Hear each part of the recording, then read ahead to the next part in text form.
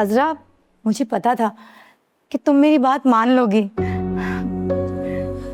खाला, 2 दिन में मोबाइल वापस मिल जाएगा ना? हाँ हाँ, जैसा बोला है वैसा ही होगा। अच्छा, तुमने इसमें से सिम तो निकाल लिया है ना? जी खाला। बहुत अच्छा किया। अब पता है, तुम बहुत अच्छी तबीयत की हो। अब ये फ़ोन देख के ना अनम बहुत खुश होगी। मैं उसे अभी जाकर ये फ़ोन देती हूँ।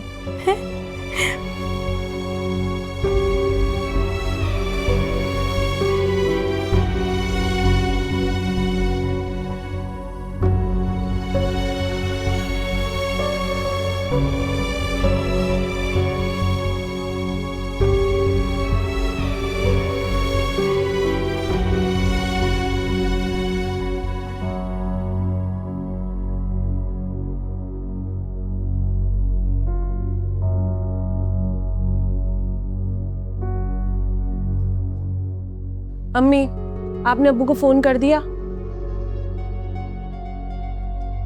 अम्मी, कितनी देर से बोर हो रही हूँ, कुछ नहीं है करने को।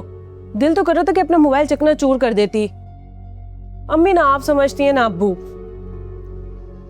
एक जरूरत है, वो भी आप लोग पूरी नहीं करके दे रहे। अनम बेटा, अब गुस्सा थूक दो। मैंने तुम्हारे लिए मोबाइल का इंतजाम कर लिया है।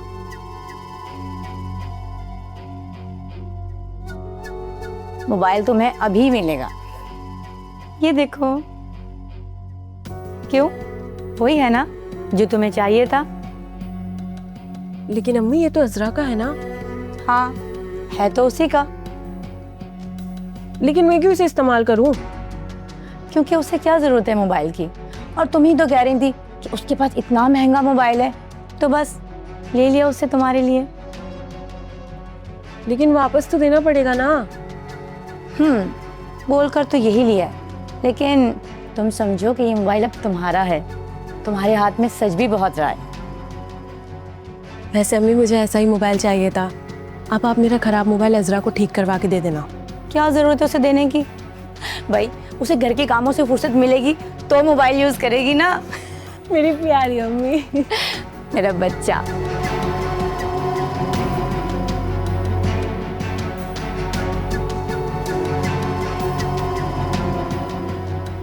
क्या करूं? आ क्यों नहीं रहे? कब से इंतजार कर रही हूँ उनका, आ ही नहीं रहे हैं।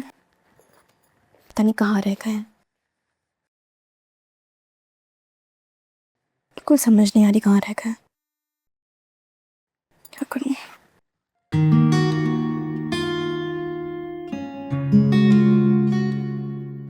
भाई, आप कहाँ रह गए थे? मैं कब से आपका वेट कर रही हूँ। क्यों, क्या हुआ? सब खैरियत तो है ना? आप अम्मी को ठीक से क्यों नहीं समझा रहे? अम्मी आपके लिए नया रिश्ता तलाश कर रही हैं। पता नहीं क्या हो गया है उन्हें।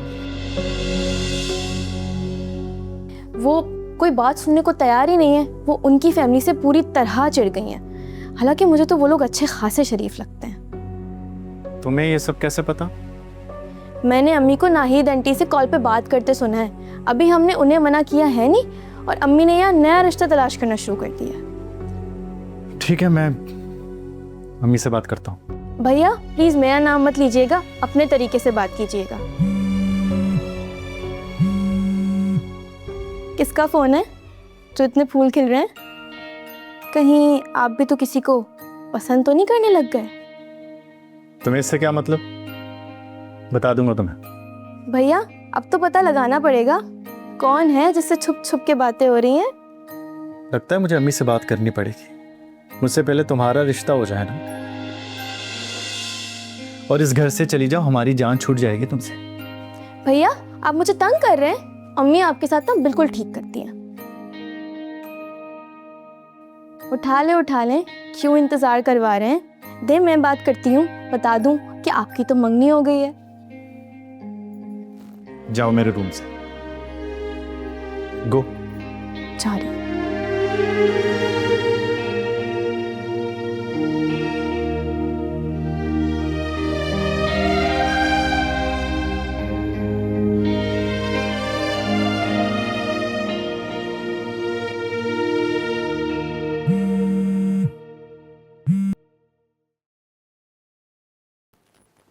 हेलो। सॉरी, कल अम्मी आ गई थी तो आपसे बात नहीं हो सकी,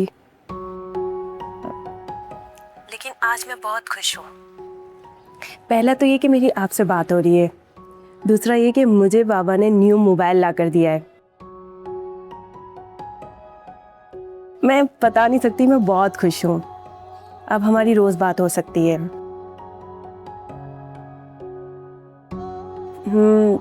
तुम्हें बुरा तो नहीं लगेगा?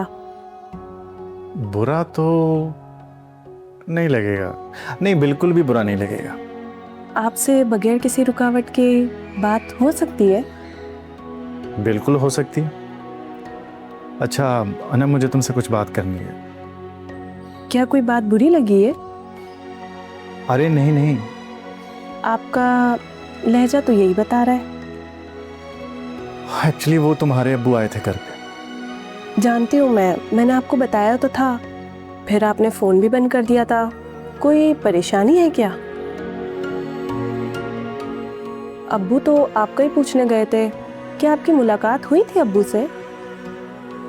हाँ, तुम्हारे अब्बू मिले थे मुझसे, लेकिन मुझे तुमसे कुछ बात करनी है। जी बोले। देखें, अम्मी ने अब्बू की डेथ के बाद हमें बहुत मुश्किलों से पाला है और मैं नहीं चाहता कि उन्हें कोई तकलीफ हो। कहना क्या चाह रहे हैं आप?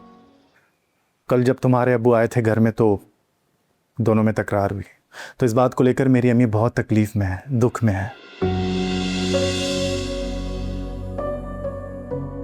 देखें, ये बात मैं बिल्कुल बर्दाश्त नहीं कर सकता कि वो किसी बात को लेकर डिस्टर्ब हो, तकलीफ में हो।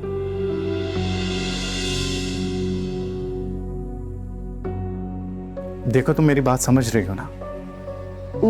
नहीं, मुझे कुछ समझ नहीं आ रहा।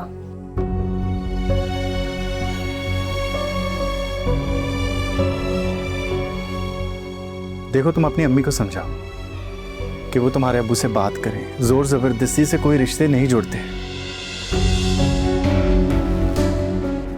देखो, तुम्हारे अब्बू यहाँ आकर शोर शराबा करके गए हैं, लेकिन प्लीज तुम बुरा मत मनाना।